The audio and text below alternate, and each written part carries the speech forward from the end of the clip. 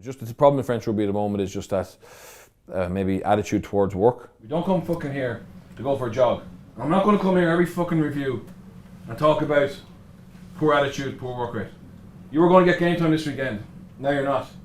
Yeah, it can be quite a brutal environment. I think that's what comes when you get an ex-hooker as coach, that front row forwards do tend to not mince their words maybe in the same way that ex-backs will do. I want to see that pretty much every collision. It's start fucking hurting people. If I was a Dragon supporter, I wouldn't say I was proud to support the Dragons as of today, but I'd be very disappointed in a year's time if they weren't proud to support the Dragons. We don't have to be the best team in the competition, but at least be proud of us. But we have to earn that. And that's a big motivation for me. Understand the scenario we face, right? Understand the role we can play in this, right? We fucking decide. Let's be accurate, let's have energy. Okay, let's push each other around the field. Don't take fucking sloppiness. Don't take laziness. Right, push each other around the field. Let's go and play our game. We fucking do well. Let's go. Right?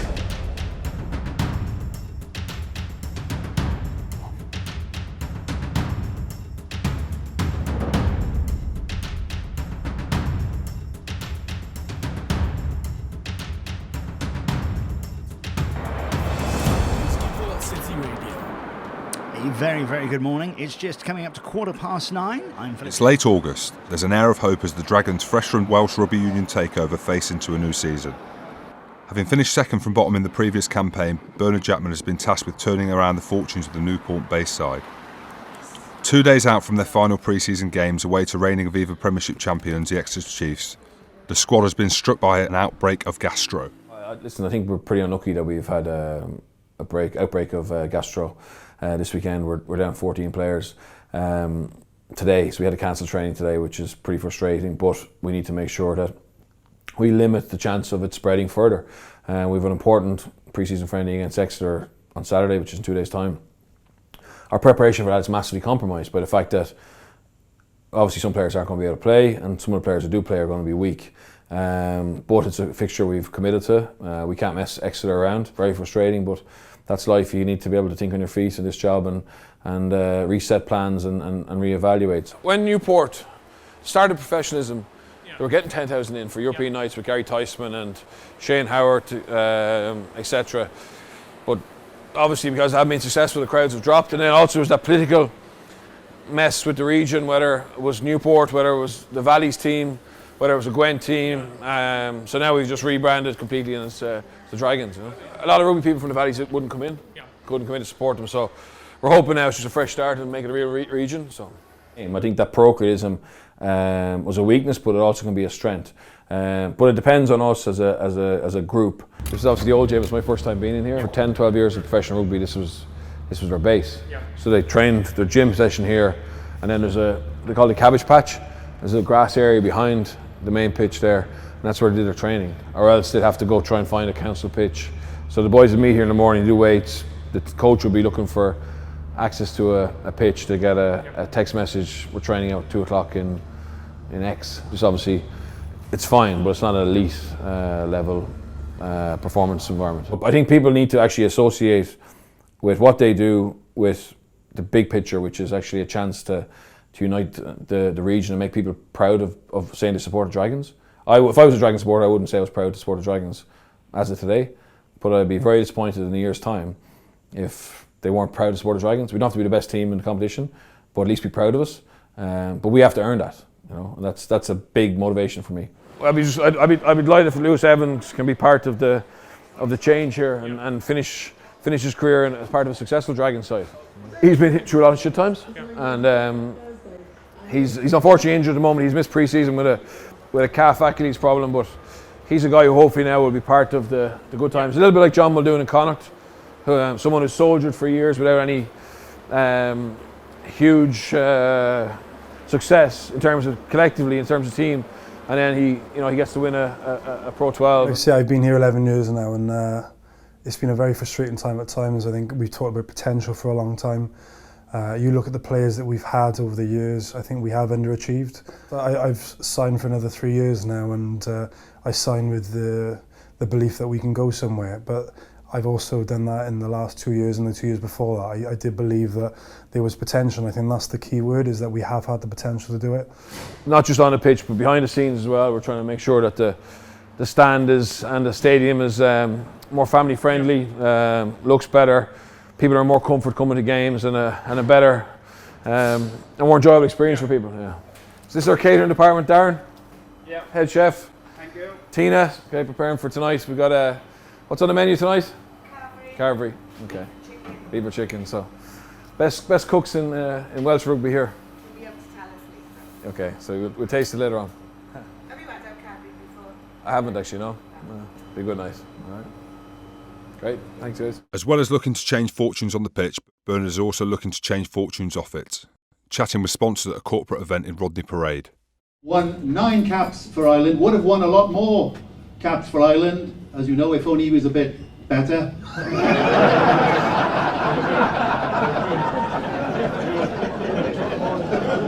Great character as all those Irish forwards are. Please give a big welcome to the new Dragons head coach, Bernard Jackman.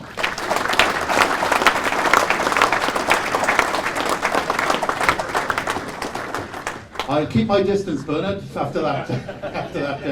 Now then, I'll start off with a few questions for the boys to warm them up. Some tales of you with Grenoble, not getting on with some of the players at Grenoble for fitness reasons and what have you. What is your philosophy as a coach?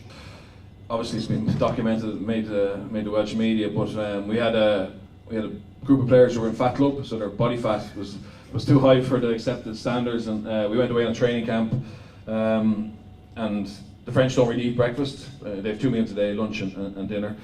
So breakfast is an espresso, maybe a croissant, pan au chocolat, and a fag. And there was all kinds of pastries, at breakfast. Alex was in brief, he'd know about this, but all kinds of pastries at breakfast, which I accepted. Then at lunch, we had lunch and all kinds of cakes and desserts, and same thing at dinner. So I spoke to the S&C coach and said, listen, we've got 9 players who are in fat club, and all I see is desserts every day, and I was eating them all myself, and I was putting on a couple of stone, and the wife was getting on to me. So we tried to ban desserts full stop, and there was a bit of anarchy, and they went to the president.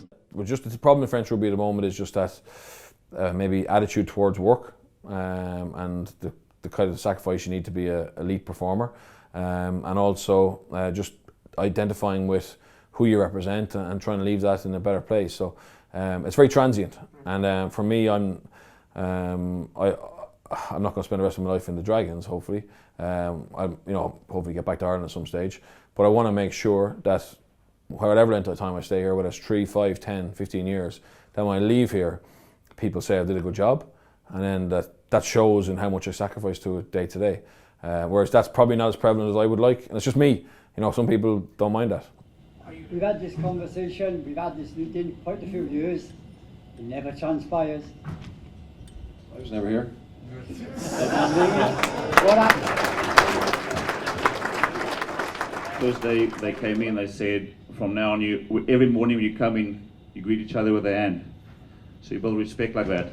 So in the past, when you come into a room, everybody's on their phones, they don't even look at you. Shake everybody's hand in the morning, from 1 to 40 whoever's in the room, build respect like that, and that carries on to the field. It has to carry on to the field. You feel for each other on the field, and that leads to better stuff then. Shaking everybody's hands in the morning when we come in is something we South Africans are used to, because we do that back home as well. We learn that at school, everybody shakes hands. There's actually a crazy story over there. If you come from different schools, you have different handshakes. Grey Bloom is one of the best rugby schools. They produce the most Springboks, or second most Springboks in South Africa. They got a handshake. If you've been in the Grey Bloom, not in the past and in the present, you shake like that, you just interlock thumbs like that, which is quite good. And then a team from Cape Town, they do the pinky one, so when you shake hands, you interlock your pinkies like that. So whenever you come across a person that's been in the same school, then you greet them in that certain way, which is quite cool, I think. When we first came over and we didn't shake hands and didn't greet everybody in the morning, it was quite strange for us. And I think they thought we were crazy when our first season over here, because we will come in every morning and go, yes, morning guys, how are you doing, how's the night been? And they was sitting and shaking their heads, because they're not used to, that's not our culture. So when he came in and said, from now on, I'm going to shake hands every morning when we come in to build respect, all the SEFA guys just look at each other and go, oh, here we go, it's going to happen now. So yeah, it's been good. And the guys are taking, they've been doing it quite well. So and they took it quite well. So and it's flying from there. It's flying from that day. Introducing a Dragons handshake. Let's try it next season. Let's just try and get the handshakes every morning, and we'll try and do a little dragon claw or something. Having lost a day's training, the Dragons must now attempt to cram 2 days' preparation into Friday.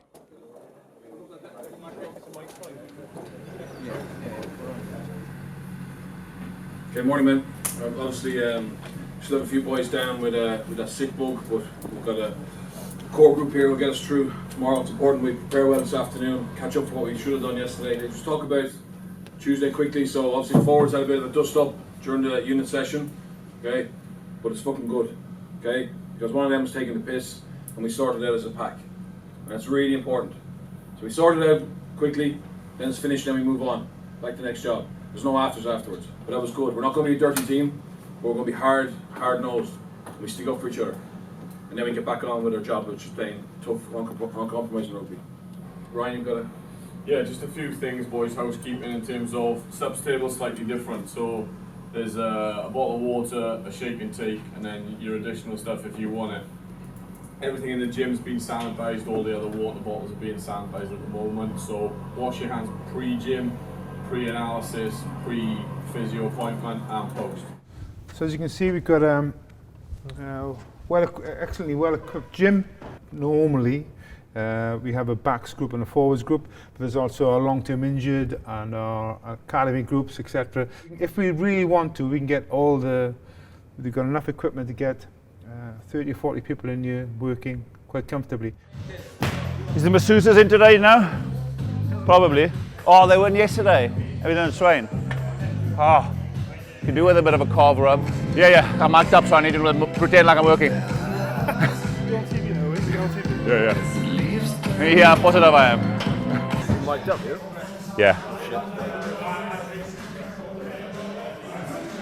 We would like certain groups of players to. I think certain groups of players tend to have higher body fat. Props, front five forwards potentially slightly higher, towards 15% would be acceptable. So hardest I've gym in 3 years. Now we're working. Say first impression's good if you jog out onto the field, full the jersey, 40% of the game won. But fundamentally, we will look at squat and deadlift. We look at Olympic lifts and their variations, and obviously we do a considerable amount of upper body work as well as. Size is important. Oh, so difficult. It's not easy. Not easy. Fuck.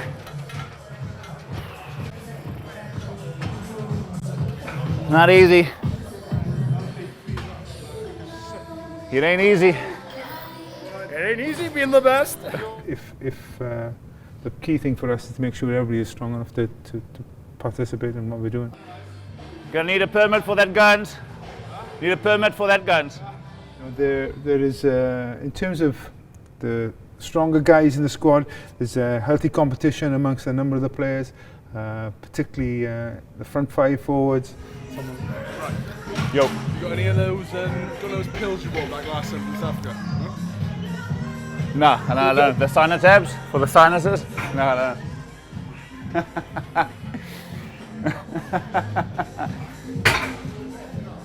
Struggling with sinus, Joe. Joe rocks up to me, sees a mic, goes, "You know that pills you brought from South Africa last year?" Joe trying to stitch me up here. We go this way up to the offices and meeting area. Some of these photographs are to do with winners' wall. So we started it last year. Every time there was a win or excellent performance, something from that game was a photograph from that game was taken of a particular player who performed particularly well in that game, and they get a spot on the wall. Also, we thought it was important to sort of start to sort of brand it and with our particular brand. Obviously, this latest one has been, this brand now has been superseded by our latest brand, so we can probably have to change all those brandings in the near future. Yeah, what was the thinking on changing to Dragons? I think the change of name to the Dragons, I think, was perceived as being very important, as being a sort of in line with all the changes we're going ahead and to us embracing the whole of the region and representing the whole of Gwent rather than just Newport. It's a really touchy subject. Yeah, so, yeah. This would be the main meeting room. So we've got a screen etc. that comes down there. We can project on the walls. This is where a lot of the presentations etc. are done. Changing results mean changing attitudes. Centre Pat Howard finds himself in the line of fire for jogging back into position during a training match with Bath earlier in the week.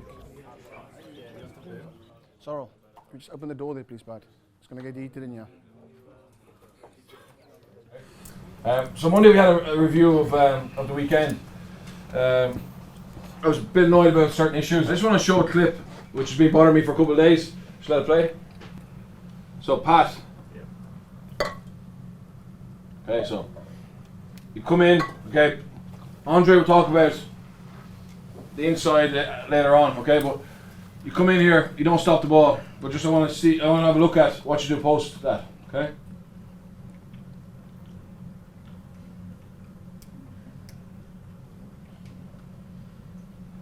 Okay, we don't come fucking here to go for a jog, right? There's a promenade down in Penarth, is it? There's a promenade in Port Talbot. Go fucking jog there. You were going to get game time this weekend. Now you're not. Okay? The fucking should have been dealt with Monday. I'm not going to come here every fucking review and talk about poor attitude, poor work rate. Is it clear? Now 95% of you, 98% of you fixed it Tuesday. But that's not going to be good enough for us to win. We're 100% or we're nothing. Is that clear? Just fucking learn it and put it into place. That's bullshit. Right? That's bullshit. Won't we just not having game time? Be fucking packing your bags and getting out of here. Is there any questions? Okay. Just I want to make sure that you all understand that work rate is a given.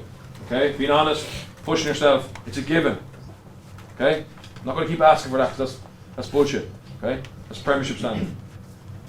Yeah. Can I just say, boys, in terms of standards, that's not good enough for me. That's not good enough as a standard to achieve the things we want to achieve this season. So I'll take that on the head there. It's my fault. I'll do what I can to fix it. Okay, fair play, Pat. Good. Okay, come in. Let's go.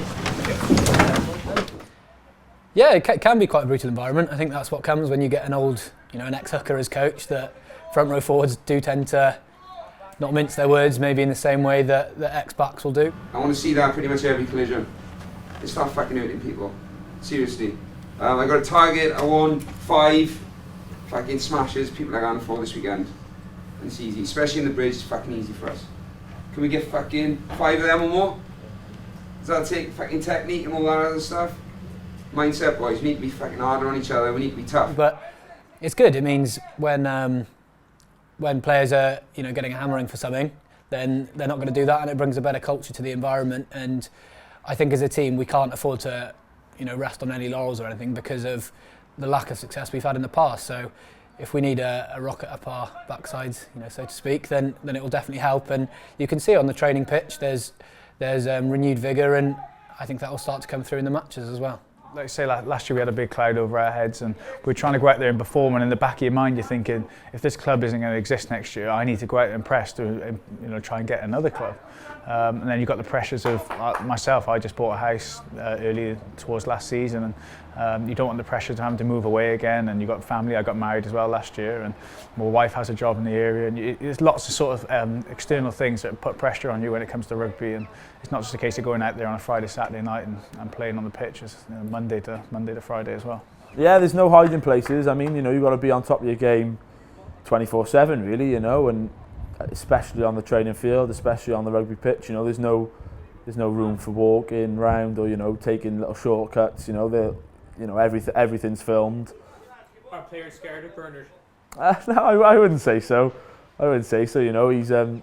He's been really good in all fairness. You can have a chat with him, and if you don't want to do anything wrong, you don't want to do, you're going to make mistakes, etc. But if it's down to a lack of trying or a lack of effort, you're going to get pulled on it. So I mean, players may be scared of, in the next session that they'll be working extremely hard. Do you know what I mean? So it's not a case of, I wouldn't say it's being scared, but he's going to pull you if you're not working hard enough. So there's that bit of a thought behind you going into a session, I suppose.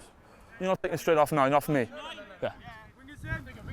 Push me! Yeah, tap! You there? I got two! I got the back! I got ball! Go, get it well! Get it well! Get it well!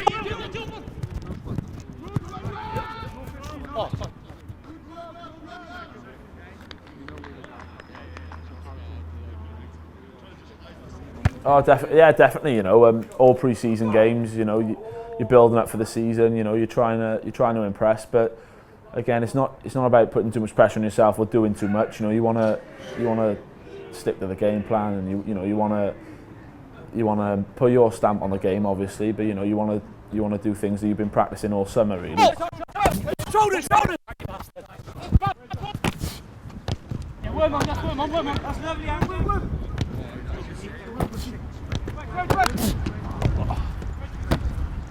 Wedge! Yeah, wedge. Oh, there you go. Worm on. One more, lad.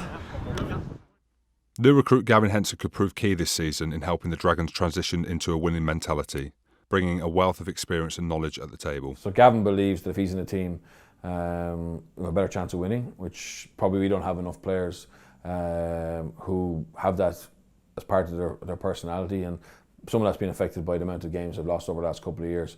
But also, his skill set is pretty unique. He just seems to have an incredible amount of time on the ball, and we want to play that a bit with a wide game, and having two first receivers is hugely important to that. So I went to meet him before we started to make sure he was okay with me coming in, because I didn't sign him. And we spent 3 hours just talking tactics and technique, and he's an exceptional rugby brain, and he's been really good for us, and I'm looking forward to seeing him out here and hopefully helping us win games. Not only on a personal level, but for the squad as well. He's been a good addition, and he obviously, you know, he knows his stuff. He's played at the top level of the game, so he's been really good for the environment, to be fair. Even the older boys in the squad, including myself, will go up to him and ask for advice, and he's more than happy to give it as well. You know, he's a great down-to-earth guy, and he's got a huge amount of knowledge, and he's passionate on to all of us, and he's a great guy to watch as well, because he's still got that sort of class about him. Watch him running with the ball, and the time he has on the ball, it's a lot to learn from him. As the day ends, the depleted Dragons, underprepared and under strength following the effects of the gastro, face a prospect of the English champions away from home. Game day, and the team set out at 9 AM by bus. A trip that for some players is a final opportunity to earn a contract or even a starting place in the team.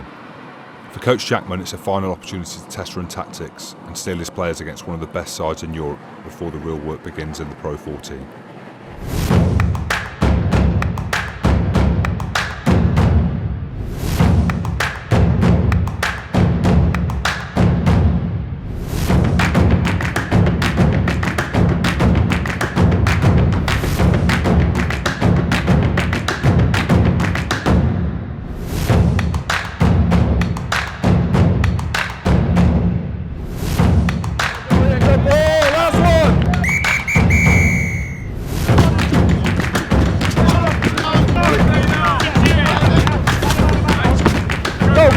Go, defenders!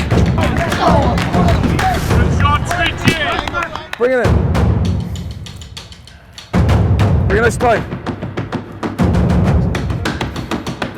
Okay? Understand the scenario we face, right? Understand the role we can play in this, right? We fucking decide. Let's be accurate, let's have energy.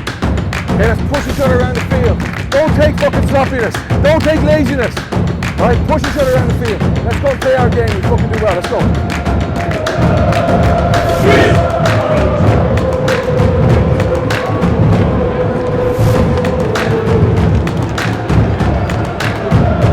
You fucking ready for the contact zone?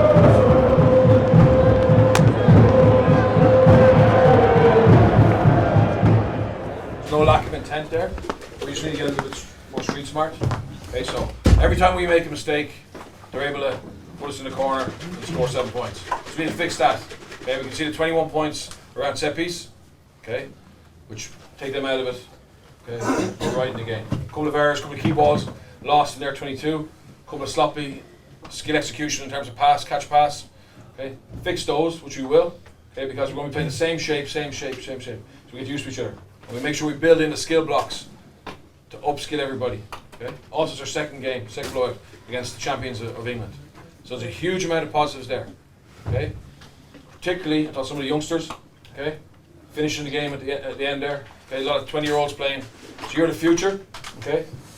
But you could also be the present, right? So you got to make sure you're pushing. Okay. To give us more depth. Okay. To be a starter in this team. So the core building blocks are there. Now we got to repeat this. Okay. Let's look at our work rate off the ball. That's something we can still improve on. But we made a step forward in that today. All right. Good man. Positive. You know, last week was a bit chaotic, obviously, with 2 games in 24 hours and having to bring club players in. But today we got to, I suppose, pick one team. Unfortunately, we had a bout of gastro during the week, so we had 14 players. We had to cancel training on Thursday, and we had a lot of players who still had, were probably weak from the sickness who played, and we probably ran out of the steam a little bit. But I suppose comforting for me that we saw some shape in our attack. We saw some good defensive sets. And we finished the game with a lot of our transition players on the field, and it's a great experience for them to play against the English champions away from home. No one will care what happens in pre-season as long as we get some good results in the league early doors. So, well, let's hope the sickness is gone. Yeah. Were you okay this week? What's that? Yeah, I think I think I was fighting it at one stage, but it never got me. So, so I wasn't too bad. It's the worst epidemic I've ever seen in like 20 years. I never saw 14 players. No. You don't drop in weight at this time of year, did you? No. Some of the boys, yeah, but not actually. And myself was good. Thanks, guys. Thank you. For me to bring a team of Dragons who finished 11th of 12 in the Pro 12 last year, and to bring them into the Champions Cup, that would be a huge legacy for me. And I know then I've done a really good job here, and that's what I want to achieve. We're actually looking to unite a region. You know, you can't force people to support you, but it's a big help if they actually admire you, like you, and appreciate the values you show. So that's our game plan. Okay, all right. I'll leave it at that. All right.